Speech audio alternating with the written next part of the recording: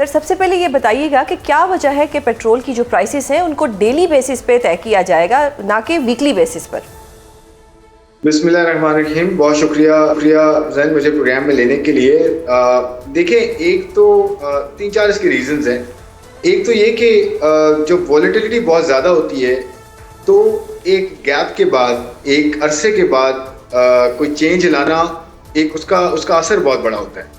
मिसाल के तौर पे अगर 15 दिन में कीमतें चेंज होती हैं या एक महीने में होती हैं, इवन एक हफ्ते में चेंज होती हैं, तो उसका इम्पैक्ट या उसका असर बहुत बड़ा होता है। उसका स्केल अच्छा खासा होता है। मिसाल के तौर पे अगर 25 रुपये बढ़ रहे हैं या 20 रुपये कम हो रहे हैं या 30 रुपये कम हो रहे हैं या 40 रुपये बढ़ रहे हैं, तो आप समझ सकती हैं कि एक हफ्ते के बाद वो इंक्रीज़ देना सबके लिए जो है, ज़्यादातर जो कंज्यूमर्स हैं उनके लिए अफोर्डेबिलिटी का मसला होता है। एकदम से इतना बड़ा इंक्रीज, और फिर आपको पता है उसका इन्फ्लेशनरी इम्पैक्ट एकदम से बढ़ता है, या फिर ऑफ कोर्स वाइस वर्सा। तो इसलिए रोज कीमतें तय करना, लेकिन उसकी बेसिस क्या है वो समझना। देखिए, मैं आपको बताऊं, जो कीमत तय होनी है रोज, वो पिछले 7 दिन की एवरेज ही होगी जो अभी हो रही है।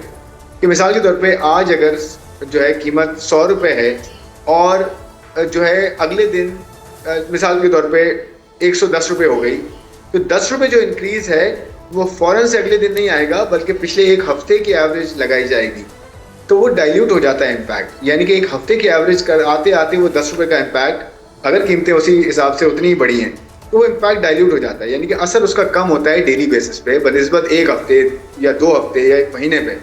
तो ये एक बड़ा इम्पैक्ट है। दूसरा ये होता है कि देखें, बहुत सारे ऐसे अनासिर हैं, मैं ये नहीं कह रहा कि फॉर्मल हमारी कंपनियां या फॉर्मल जो डॉक्यूमेंटेड हैं, जो सही काम कर रहे हैं, उनमें कुछ ना कुछ ऐसे अनासिर हर सेक्टर में होते हैं जो कि मे भी बायस बनते हैं। जो है वो हर्डिंग का, जिसे हम ज़ख़ीरा अंदोज़ी कहते हैं, उनको भी प्राइस का पहले से अंदाज़ा हो जाता है एक आम आदमी के बनिस्बत कि जी कीमतें बढ़ने वाली हैं। तो बहुत सारी ऐसे चांसेस होते हैं, ऐसे लाइक्लीहुड होते हैं कि जिसकी वजह से ये हो सकता है कि जो ज़ख़ीरा अंदोज़ी है उसको भी तक़वियत मिलती आई हो।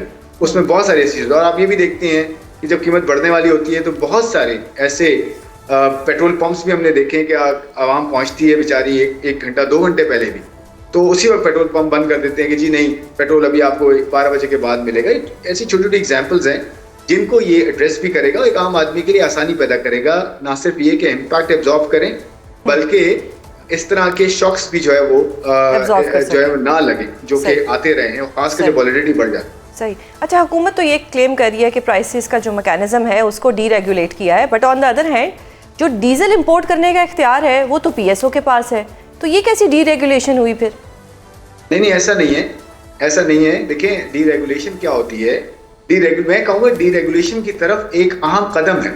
अभी डीरेगुलेशन की तरफ कदम उठाया है कि पहले देखें क्या हो रहा था। पहले जो ऑगरा है, जो इस सेक्टर का, यानी कि तेल और गैस के सेक्टर का रेगुलेटर है, वो क्या कर रहा था, वो कीमतें जो भी आती थी वो उसको देखता था कि कीमतें, इंपोर्ट कॉस्ट क्या है, यानी कि मंगवास क्या है, इंश्योरेंस क्या है, उसके ऊपर मार्जिन्स क्या है, प्रीमियम्स क्या है, लोकल किस तरह से जो है वो, अगर डीलर है या फिर रिटेलर है, वो कैसे मार्जिन अपने उसके कितने हैं और कैसे प्रोडक्ट पहुँचाई जा रही है। ये पूरी गवर्नेंस का सिस्टम जो है ना, वो पूरा जो है सेक्टर का रेगुलेटर देखता है, और वही बताता था कि जी अब कीमतें इतनी बढ़ गई हैं और इस फॉर्मूले के हिसाब से ये कीमत जो है इतनी होनी चाहिए, और वो गवर्नमेंट को या कैबिनेट को जो है वो सजेस्ट करता था। और फिर ऑब्वियसली आपको पता है पॉलिटिकल एंगल आता था कि प्राइम मिनिस्टर हो गया या मिनिस्टर हो गया, वो देखते थे कि कितनी कम से बढ़ाई जाए, ना बढ़ाई जाए, पॉलिटिकल साइड्स आता थी। बहुत बड़ी डेवलपमेंट है कि पॉलिटिकली इसको हटाया गया है, और अब ये रेगुलेटर खुद डिसाइड, ये खुद प्राइसेस देगा, अपनी वेबसाइट पे पब्लिश करेगा कि पिछले 7 दिन की एवरेज के हिसाब से अब ये प्राइस बनती है, या अगले दिन जो है क्या प्राइस बनती है पिछले 7 दिनों के हिसाब से। वो नीचे भी हो सकती है, ऊपर भी हो सकती है, स्टेबल भी हो सकती है, और वही प्रिवेल करेगी। और मैं आपको बताऊं, काफी सारी ऐसी कंपनीज हैं जो कि अपनी ब्रांड की वजह से पैसों में थोड़ा बहुत ऊपर नीचे कर सकती हैं प्राइस को, लेकिन मैं कहूँगा कंप्लीट डीरेगुलेशन हम उस तरफ जा रहे हैं। हमने एक बहुत बड़ा स्टेप ले लिया है, गवर्नमेंट ऑफ पाकिस्तान ने डीरेगुलेशन की तरफ जा रहे हैं, और इंपोर्ट करना सब इंपोर्ट कर सकते हैं, ऐसा नहीं किसी एक को अलाउड है। कुछ पोर्शन उसका बड़ा पीएसओ का, क्योंकि मार्केट शेयर बहुत बड़ा है, तो नेचुरली उसके पास जो है ज़्यादा इंपोर्ट की कैपेसिटी होती है। अच्छा, सही, थोड़ा सा मैं ये जानना चाह रही हूँ, आपने ओगरा की बात की, तो ये भी तनकीद हो रही है कि हुकूमत और ओगरा के पास तो कोई फार्मूला है ही नहीं, ये जो रेट्स दिए जा रहे हैं पीएसओ की तरफ से रेट्स दिए जा रहे हैं और जो ओगरा है वो इन रेट्स को अडॉप्ट कर रहा है, इसमें कितनी सच्चाई है? नहीं, ऐसा नहीं है। देखें, अगर आप प्राइस बिल्डअप देखें ना, जो फॉर्मूला है पूरा, वो अगर आप देखें तो उसमें पीएसओ क्योंकि बहुत बड़ा एक प्लेयर है, तो एवरेज जो उसकी प्राइस होती है ना, वो इसलिए प्रिवेल करती है कि मैं मिसाल के तौर पे 4 कंपनियां लेता हूँ या 5 कंपनियां लेता हूँ, उसमें एक कंपनी का शेयर लेट से 50% है और बाकी जो 4 हैं उनका 10% है। तो मुझे बताएं, जो एवरेज इंपोर्ट प्राइस 50% वाली की होगी उसका वेट ज़्यादा होगा ना नेचुरली ओवरऑल प्राइस के अंदर। इसी तरह से यहाँ पे भी ये फिनोमिनन है। तो देखें, जब मार्केट का साइज किसी कंपनी का बहुत बड़ा हो तो नेचुरली उसकी जो प्राइसिंग आती है उसका वेट बड़ा होता है इंपोर्ट कॉस्ट में। तो ये इस तरह से होता है। मॉडल अगर पूरा देखेंगे, मॉडल बहुत ही ज़्यादा ट्रांसपेरेंट, एक एक चीज़ उसमें ड्यूटीज़ कितनी हैं, मार्जिन कितने हैं, IFEM जो होता है कि हम पेशावर या कराची में पेट्रोल की कीमत अलग अलग नहीं होनी चाहिए, वो इक्वलाइज करता है। हालांकि अलग अलग होनी चाहिए क्योंकि कराची ज़्यादा करीब है, पेशावर दूर है। ये दुनिया भर में ऐसा होता है कि हर पेट्रोल पंप, हर स्टेट पे, हर जगह डिफरेंट प्राइसेस होती हैं। वो डीरेगुलेशन का पूरा पार्ट होता है, तो हम उस तरफ जा रहे हैं। और उसके अंदर इंपोर्ट कितनी है, इंश्योरेंस कितनी है, उसके अंदर जो है वो आपकी प्रीमियम्स कितने बिल्डन है, आने ले जाने की जो लागत है वो कितनी है, एक एक चीज़ मैं आपको बताऊँ सुनाने, अगर आप जाके देखें अब पूरा प्राइस बिल्डअप नजर आएगा। उसमें नेचुरली जो बड़ी कंपनी होती है उसका वेट ज़्यादा होता है इंपोर्ट प्राइस में, क्योंकि उसका जो है शेयर ज़्यादा है, इसलिए। सही। अच्छा, एक और चीज़ बताएं कि ये जो पेट्रोल पंप मालिकान है और dealer association, they are not agree with daily pricing. वो धमकी भी दे रहे हैं कि हम पेट्रोल बंद कर देंगे, पेट्रोल पंप्स बंद कर देंगे, हम पेट्रोल नहीं देंगे। अब हुकूमत इसको कैसे डील करेगी? देखें, कंसल्टेशन का प्रोसेस चल रहा है और आई थिंक आज भी जो मिनिस्टर ऑफ पेट्रोलियम है इनके साथ एक इंटरेक्शन था, खासकर पेट्रोल पंप्स मालिकान के साथ। तो देखें, मुझे ये लगता है कि ऑफ कोर्स जो किसी अगर सेगमेंट का हमारे पूरे वैल्यू चेन में अगर कोई ऐसे वो सेगमेंट है जो कि सेटिस्फाइड नहीं है, तो उसे हमें सुनना चाहिए और सुन के उसके जो मेरिट्स पे जो चीज़ें हैं, कहीं पे कंसर्न्स हैं, उसे हमें एड्रेस करना चाहिए। वो हम करेंगे इंशाल्लाह। तो कहने का मतलब ये है कि कोई भी सेगमेंट होगा, उसके कोई कंसर्न्स होते हैं, वो कहता है कि जी यहाँ पे प्रॉब्लम है मुझे, तो हम उस प्रॉब्लम को एड्रेस करेंगे और उसके मेरिट्स पे करेंगे।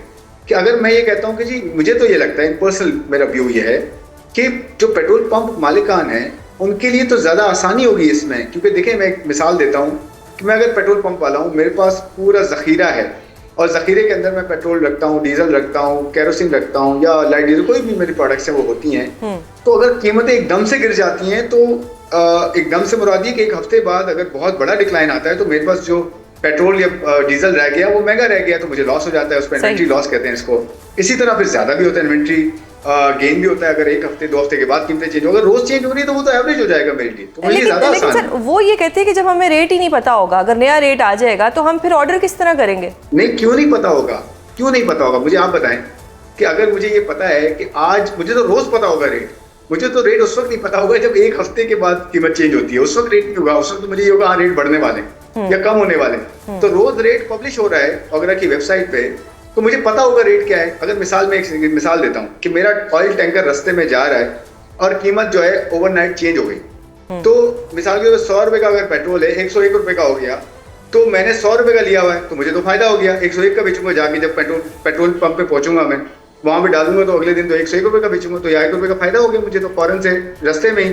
इसी तरह से इसकी ऑपोजिट साइड है कि 100 रुपए का पेट्रोल था और 99 रुपए का हो गया रास्ते में पहुंचते में, तो ऑब्वियसली 1 रुपए का लॉस हो गया। तो मेरा एवरेज आउट हो गया ना, एक दिन बढ़ गया एक दिन कम हो गया, तो एक दिन के गैप से एवरेज आउट हो गया। रात दिन ये कि पूरे हफ्ते के बाद मुझे जाके प्राइस ऊपर मिले या नीचे मिले, ये तो मेरे ख्याल में तो आसानी नहीं है। आप मुझे खुद बताएं, डजंट मेक सेंस।